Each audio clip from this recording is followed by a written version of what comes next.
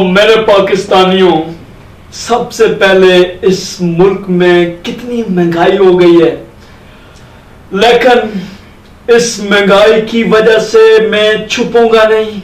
मैं आपको फिर भी आके कह रहा हूं कि पूरे पाकिस्तानियों को और जितने पाकिस्तानी मुल्क से बाहर है, ओवरसीज पाकिस्तानी, उन सबको मेरी तरफ से ईद मुबारक।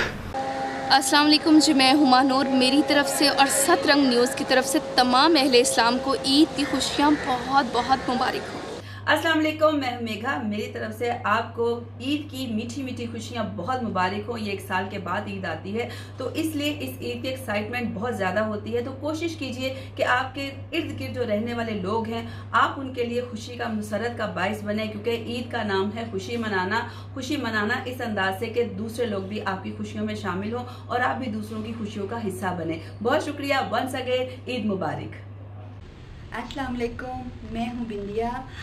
मेरी तरफ से और सतरंग की तरफ से दिली ईद मुबारक। अस्सलाम वालेकुम, मैं आपकी अपनी लगन चौधरी, मेरी तरफ से और सतरंग न्यूज़ की तरफ से आप सबको एडवांस ईद मुबारक।